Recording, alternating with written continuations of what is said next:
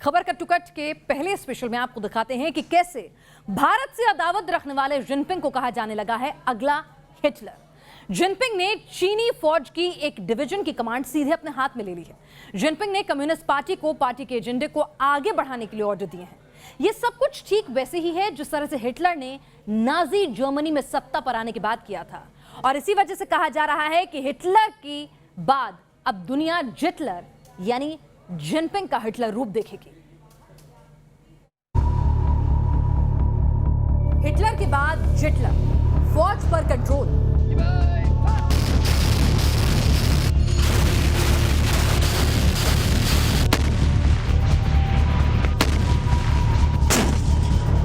चीन के राष्ट्रपति शी जिनपिंग एक बड़े फैसले को अंजाम देते हुए चीन फौज की रिजर्व डिवीजन को कम्युनिस्ट पार्टी यानी अपनी कमांड में ले लिया है, जिसका सीधा मतलब है कि चीन की फौज के 20% हिस्से को जिनपिंग ने अपने हिस्से में ले लिया है। चीन की कुल फौज की तादाद 25 लाख है, जिसमें तकरीबन 20 लाख एक्टिव फौजी हैं और 5 लाख रिजर्व फौजी। जिनपिंग का यह कदम बिल्कुल हिटलर जैसा ही है। जब जर्मनी के सत्ता पर हिटलर की पकड़ मजबूत हो गई थी, तब उसने एसएस का गठन किया था, जो सीधे हिटलर को रिपोर्ट करती थी। ठीक उसी राह पर चलते हुए जिनपिंग ने रिजर्व डिवीजन का इस्तेमाल किया। हिटलर के बाद जिटलर, प्रोपेगेंडा मशीनरी को धार लगाना। जिनपिंग ने कम्युनिस्ट पार्टी को सीधा हुक्म दिया है कि कम्युनिस्ट पार्टी का हर सदस्य पार्टी के एजेंडा और सिद्धांतों का पूरा पालन करे और हर नागरिक तक पार्टी का प्रोपेगेंडा पहुंचाए। ये भी हिटलर जैसी ही कोशिश है। हिटलर ने नाजी पार्टी के प्रोपेगेंडा को मानना जरूरी कर दिया था। जर्मनी में हर नागरिक के लिए नाजी पार्टी के एजेंडा की जानकारी अनिवार्य थी। यही जिनपिंग कर रहे हैं। लोगों का दिमाग काबू करने के लिए कम्युनिस्ट पार्टी के एजेंडा को आगे कर रहे हैं। हिटलर के बाद जिटलर, नाजायज विस्तारवाद। यहाँ तो जिनपिंग और हिटलर में रत्ती भर भी फर्क नहीं है। जिनपिंग के बारे में कहा जाता है कि वो माओ के अधूरे मिशन को पूरा करने के लिए निकले हैं, और जिनपिंग बार बार ये साबित कर रहे हैं।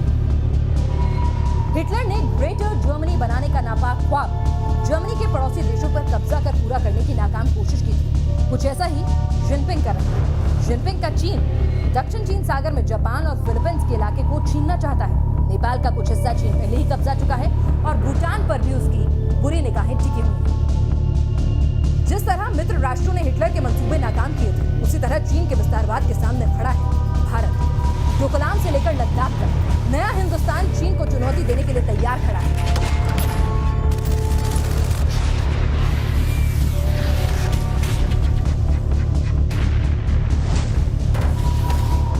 हिटलर के बाद जिटलर, विरोध करने वालों को कुचलना।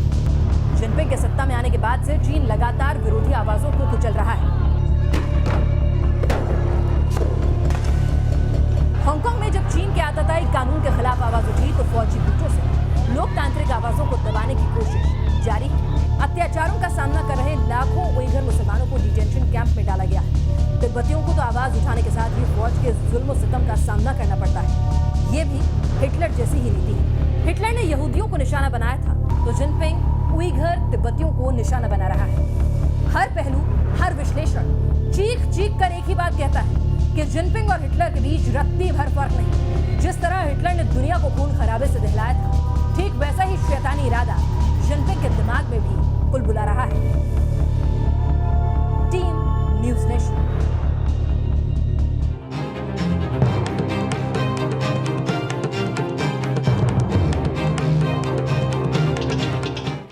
खबर का टुकट स्पेशल में अब बात करते हैं मोदी के MED प्लान की। जिनपिंग के दिमाग में भले ही हिटलर जैसे इरादे कौंध रहे हों, लेकिन इस बार जिनपिंग का सामना भारत से हुआ है। लद्दाख में चीन की फौज ने जो आंखें तरेरी, उसका मुंह तोड़ जवाब नए हिंदुस्तान ने दे दिया है।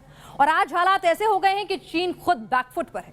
चीन के प्रवक्ता शांति और अमन की बातें कर रहे हैं। कट टू कट की इस रिपोर्ट में आपको दिखाएंगे कैसे मोदी के MED प्लान के आगे जिनपिंग चित हो गए।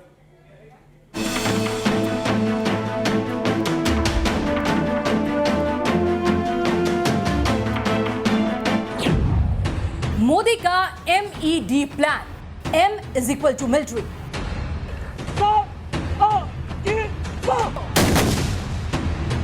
गलवान से शुरू हुई तनातनी जब आगे बढ़ी, तो चीन को लगा कि फौजी ताकत की धमक दिखाकर भारत को बैकफुट पर ला देगा वो। लेकिन हुआ बिल्कुल उल्टा। चीन ने जो कदम उठाए, जवाब में भारतीय फौज ने ऐसी तैनाती को अंजाम दिया कि ड्रैगन के होश फाख्ता हो गए।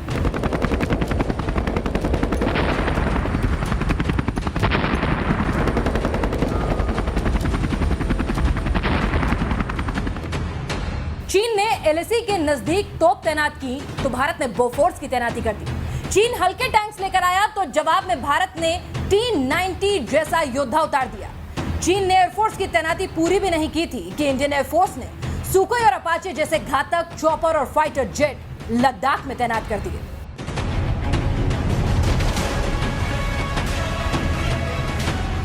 चीन को जोर का झटका उस वक्त लगा जब भारत की सामरिक दोस्ती ने रंग दिखाना शुरू किया। फ्रांस ने ऐलान किया कि 27 जुलाई तक तय संख्या से ज्यादा राफेल भारत को दिए जाएंगे। इजराइल ने जल्द से जल्द एयर डिफेंस सिस्टम डिलीवर करने का ऐलान कर दिया। भारत को तोपों के लिए एक्सकैलिबर राउंड्स देने पर अमेरिका ने हामी भर दी। रूस से भी टैंकों की गोली और एंटी टैंक मिसाइल S-400 मिलने पर बात आगे बढ़ी।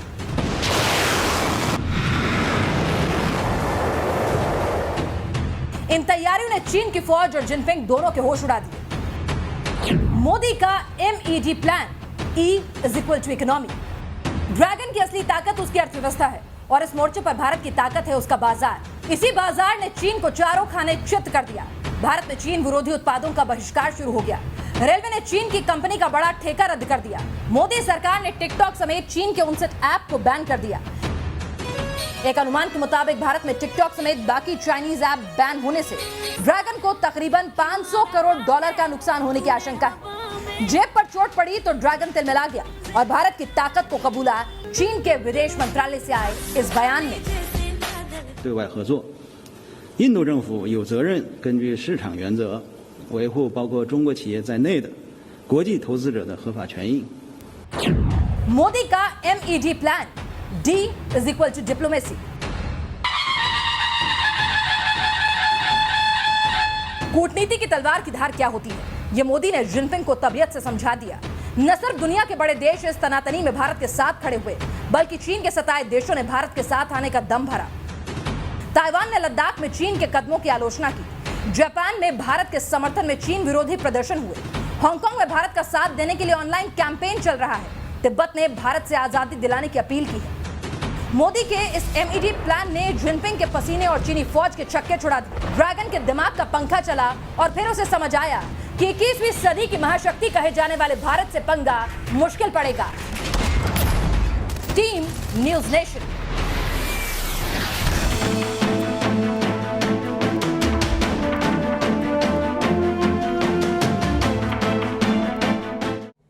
चीन के सामने भारत सीना तान कर खड़ा है और जो मुल्क चीन की जी हुजूरी में लगे हैं उनका बुरा हाल है। ड्रैगन के टुकड़ों पर पलने वाले पाकिस्तान के तो हाल बेहाल है।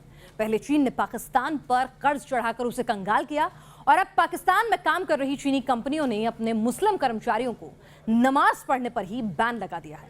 यानी कि तय है कि पाकिस्तान दूसरा चीन बनने जा रहा है।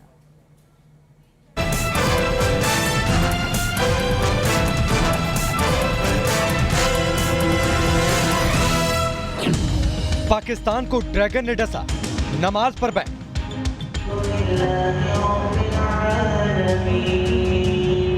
चीनी कंपनियों के इस करतूत ने पूरे पाकिस्तान को सन्न कर दिया है। खुद को इस्लामिक रिपब्लिक कहने वाले पाकिस्तान के लोगों ने कभी सोचा भी नहीं था कि अपनी ही मिट्टी पर नमाज पढ़ना मुहाल हो जाएगा। खबरों के मुताबिक पाकिस्तान में चीन की सभी कंपनियों ने नमाज पर रोक लगा दी है। कर्मचारियों को आदेश दिए गए हैं कि वो दफ्तर में काम करते वक्त नमाज नहीं पढ़ेंगे। यानी चीनी कंपनियों में काम करने वाले पाकिस्तानी दोपहर की नमाज तो पढ़ ही नहीं पाएंगे। हमारा यहाँ पे 12 घंटे की ड्यूटी है और मसला ये है कि यहाँ पे नमाज के लिए 1 मिनट भी नहीं दिया जाता। एज अ मुस्लिम अगर हम देखें तो हमें हमारे मुल्क में अगर इस चीज की इजाजत नहीं है तो हम किसी और मुल्क में जाके क्या कर सकते हैं। चीनी कंपनियों की इसी दादागिरी के खिलाफ एक पाकिस्तानी मौलाना ने आवाज उठाई और ये मुखालफत वायरल हो गई। वो चाइनीज मुलाजिमीन को नमाज नहीं पढ़ने देते, तो देखो इस मामले में सुस्ती ना करो। ये मुल्क हमारा है। जो चाइनीज यहाँ मुलाजमत के लिए आए हुए हैं, आप उनको जाके बोलो ये तुम्हारे बाप का मुल्क नहीं है। वो यहाँ के अपनी चौधराहट चला रहे हैं, हमें नमाज नहीं पढ़ने दे रहे। हमारे मुल्क से अर्निंग कर रहे हैं और हम उनके मुलाजिम बनके उनकी जो है ना खिदमत कर रहे हैं और हमें नमाज भी नहीं पढ़ने दे रहे। मौलाना यही नहीं रुके, चीनियों को पाकिस्तानी कैसे सबक सिखाएं इसका भी फॉर्मूला बता दिया। पहले तो मोहब्बत से, 1 दफा मोहब्बत, 2 दफा मोहब्बत, कोशिश करें अफसराने बाला तक बात पहुंचाएं। अगर फिर भी नहीं होता तो उस चाइनीज को बोलें ये तुम्हारे बाप का मुल्क नहीं है। और जब चंद लोग मिलके जमा होंगे ना और तबीयत से उसकी लगेगी चित्रौल, तो इंशाल्लाह उसका बाप भी नमाज पढ़ने देगा आपको। पाकिस्तान को ड्रैगन ने डसा, बिजनेस में लगाया चूना। सीपीईसी के तहत चीन ने धीरे धीरे पाकिस्तान में जड़ें जमाई और आज हालात ये हैं कि पाकिस्तान में जब चीनी कंपनी बिजनेस करती है तो उसमें पाकिस्तानियों को बराबर का हिस्सा नहीं मिलता। ये हम नहीं कह रहे, ये खुद इमरान के सलाहकार शाहबाज गिल की जुबान से निकला। I will just finish quickly. Is Chinese investment beneficial for Pakistan? Being a business professor, I would say no, not at all. Chinese culture is very different. I love China too. I'm not saying I'm against China, but very different culture. The way you see things very differently. The way you see the society is very differently. Pakistani do not know anything about Chinese culture at all. यानी पाकिस्तान को चीन ने एक और चूना लगा दिया। पाकिस्तान को ड्रैगन ने डसा, पाकिस्तान में बसते चीनी। चीन के लोगों से पाकिस्तानी इतने खफा हैं कि अब पाकिस्तान में चीन के नागरिकों की बढ़ती मौजूदगी भी टीवी डिबेट का सबब बन गई है। पाकिस्तान में चाइनीज की जो आमद है, चाइनीज पॉपुलेशन की, वो बहुत ज्यादा हो रही है। पिछले एक साल में तकरीबन 70,000 से ज्यादा चाइनीज पाकिस्तान आ चुके हैं। नवाज शरीफ ने सीपीसी पर दस्तखत कर मानो पाकिस्तान का डेथ वारंट साइन किया था और इमरान खान की चौपट सरकार ने ऐसी हालत कर दी कि आज पाकिस्तान में हर जगह ड्रैगन फुफकारता है और पाकिस्तानी सहम जाता है। Team news nation.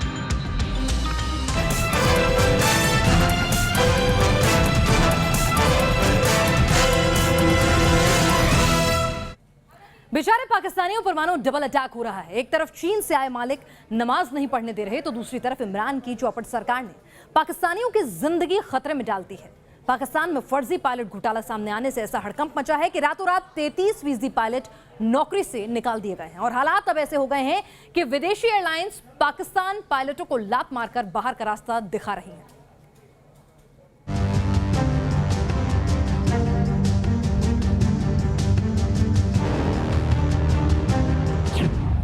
दस से ज्यादा जानलेवा क्रैश।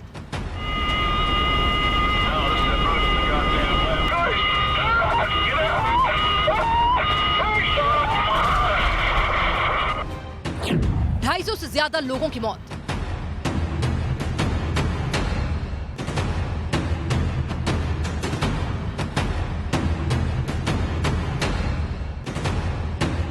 यह है पाकिस्तान की एकमात्र बड़ी एयरलाइन PIA का बही खाता और इस बही खाते पर बहुत बड़ा खुलासा हुआ था उस वक्त जब PIA के कराची में हुए क्रैश की जांच की गई।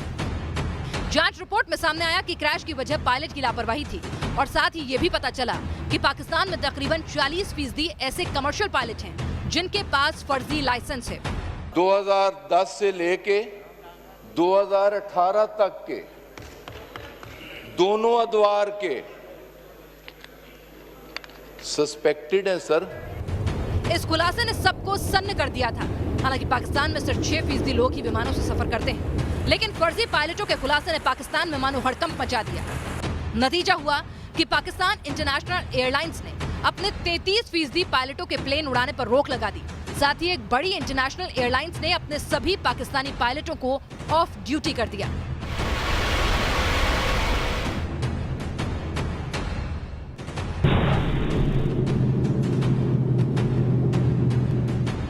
पाकिस्तान में करप्शन के चलते ऐसे पायलट क्रैश कोर्स को लेकर एक अंतर्राष्ट्रीय मीडिया हाउस ने भी इन्वेस्टिगेशन की और इन्वेस्टिगेशन में सामने आया PIA के 141 पायलटों के पास फर्जी लाइसेंस थे। एयर ब्लू के 9 फर्जी पायलट मिले। सेरेन इंटरनेशनल के 10 पायलटों के लाइसेंस फर्जी थे। फ्लाइंग क्लब्स में 85 इंस्ट्रक्टर और पायलट फर्जी पाए गए। जांच में यह भी सामने आया कि पाकिस्तान में फर्जी पायलट बनाने का एक बड़ा रैकेट है। कई मामलों में सामने आया कि पैसे देकर इम्तिहान में दूसरे लोग बैठाए गए और फर्जी लाइसेंस बनवाए गए।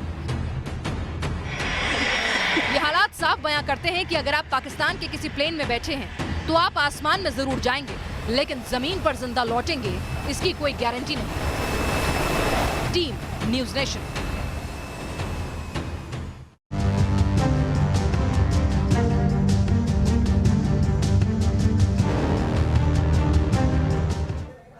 और बात सन की किम और उसके ऑफिस नंबर 39 की। एक खुलासा हुआ है बड़ा, और यह खुलासा उत्तर कोरिया के तानाशाह की तिजोरी से जुड़ा है। मीडिया रिपोर्ट्स ने उस दफ्तर का पता लगा लिया है जहां से किम का सारा पैसा आता है। इस दफ्तर का कोड नेम है ऑफिस 39। उत्तर कोरिया के सरकारी सेक्रेटरीट में बनी इसी ऑफिस से न सिर्फ किम के लिए पैसा आता है, बल्कि किम की अय्याशी और हथियारों की खरीद का पूरा लेखा जोखा भी ऑफिस 39 में छिपा कर रखा जाता है।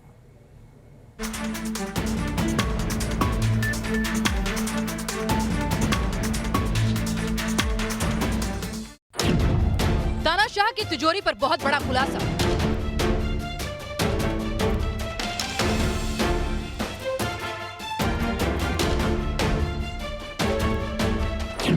वो ऑफिस जहां से आता है सनकी का पैसा।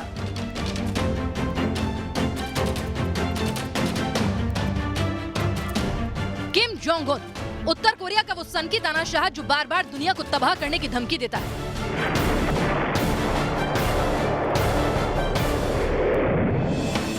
किम जोंग उन की हिमाकतों में दक्षिण कोरिया को बारूदी चेतावनी और अमेरिका को तबाह करने की धमकियां शामिल हैं।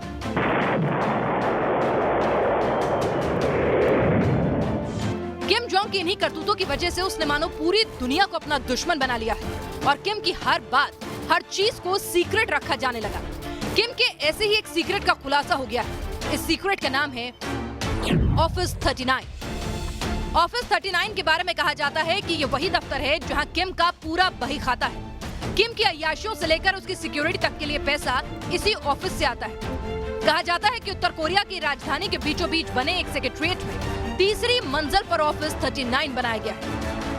हालांकि आज तक ये पता नहीं चल सका है कि इस ऑफिस 39 को चलाता कौन है, लेकिन कुछ अमेरिकी इन्वेस्टिगेटर्स ने जब इंटेलिजेंस से सबूत जुटाए तो एक चौंकाने वाली जानकारी सामने आई। इस पड़ताल में पता चला कि इस ऑफिस 39 से किम के नजदीकी फौजी अधिकारी जुड़े हुए हैं। इसी ऑफिस के जरिए सोने की स्मगलिंग, नशीली ड्रग्स की तस्करी, जाली नोट बनाने की साजिशों को अंजाम दिया जाता है और इन गंदे धंधों से आने वाला पैसा भी इसी ऑफिस 39 में जमा किया जाता है। पूरी दुनिया जानती है कि उत्तर कोरिया की अर्थव्यवस्था पूरी तरह ऐसे ही कामों से चलती है। उत्तर कोरिया पूरी दुनिया में अवैध हथियारों का सबसे बड़ा रैकेट भी किम ही चलाता है। बताया जाता है कि सिविल वॉर से जूझते कई अफ्रीकी देशों में चीन और दूसरे देश उत्तर कोरिया के जरिए हथियार बेचते हैं। साथ ही उत्तर कोरिया पर कुछ देशों को परमाणु उपकरण बेचने का भी इल्जाम है। किम की इन्हीं काली करतूतों का अड्डा है ये ऑफिस 39, जिसे सालों से इस तानाशाह फैमिली ने छिपा कर रखा था। लेकिन अब तानाशाह की तिजोरी का राज खुल गया है और इस खुलासे ने किम की नींद जरूर उड़ाई होगी। Team news nation.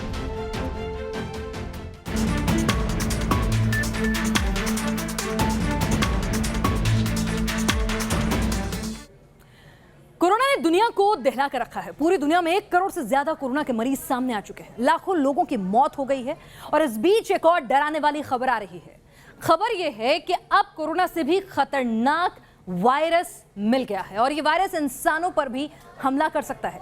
चीनी मीडिया रिपोर्ट्स के मुताबिक इस वायरस को नाम दिया गया है G4 और चीन में यह वायरस अभी सुअरों में फैल चुका है। आशंका जताई जा रही है कि सुअरों से यह वायरस कहीं इंसानों के अंदर ना आ जाए। आपको बताते हैं आखिर क्या है ये G4 वायरस और क्यों इसे माना जा रहा है दुनिया के लिए कोरोना से भी बड़ा खतरा।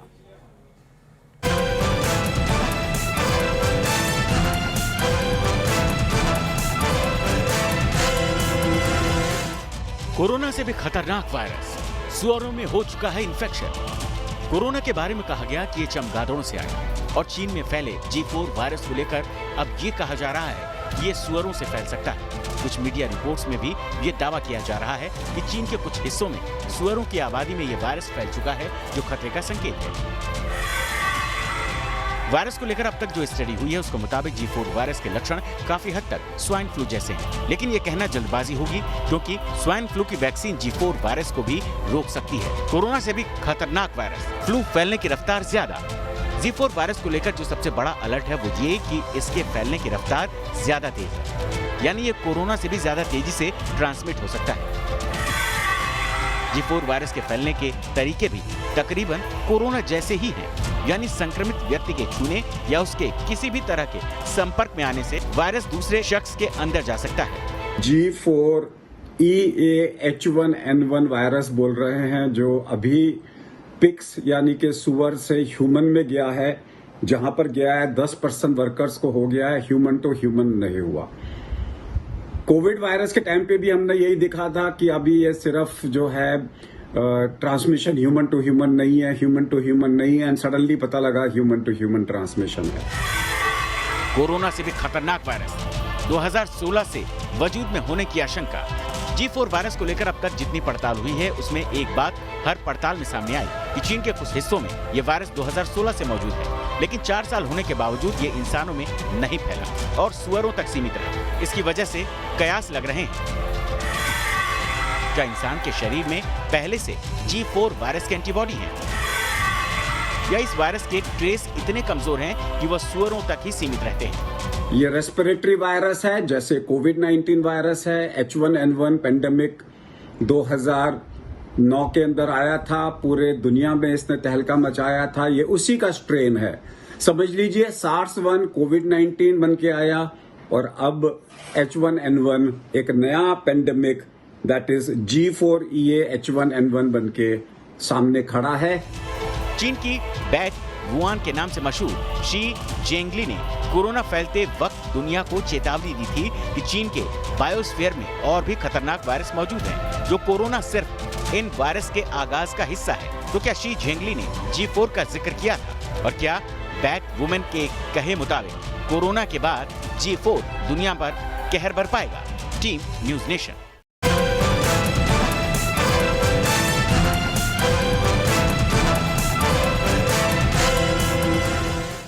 क्या धरती पर कुदरत फिर महाविनाश लाने का मन बना चुकी है? ये सवाल उठा है साउथ पोल पर तेजी से पिघलते बर्फ की पड़ताल करने के बाद। क्या है वैज्ञानिकों का अलर्ट, देखिए।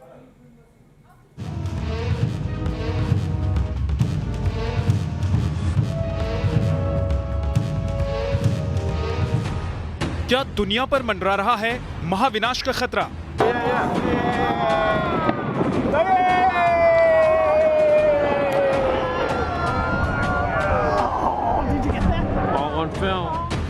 क्या समंदर से आएगा सर्वनाश का अलर्ट?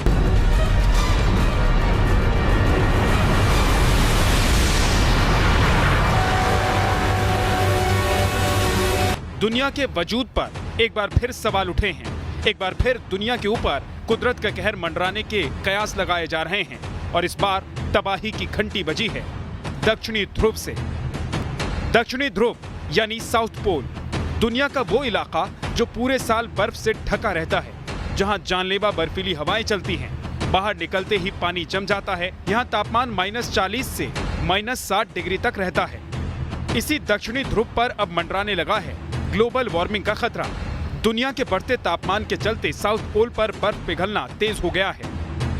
वैज्ञानिकों के मुताबिक साउथ पोल का तापमान पिछले 30 सालों में बढ़ा है। 1990 से लेकर 2020 के बीच साउथ पोल की सतह पर चलने वाली हवा का तापमान दुनिया की हवाओं के औसत तापमान से 3 गुना बढ़ा है, जिसकी वजह से इस इलाके का औसत तापमान 0.6 डिग्री तक बढ़ गया है। अंटार्कटिका के तटीय इलाकों से बर्फ लगातार पिघल रही है, लेकिन साउथ पोल पर अब भी तापमान -50 डिग्री के नजदीक है, तो तेजी से बर्फ पिघलने की आशंका कम है। लेकिन साथ ही आशंका ये भी जताई जा रही है कि अगर ग्लोबल वार्मिंग में अचानक इजाफा हुआ तो साउथ पोल सीधा इसकी जद में आएगा।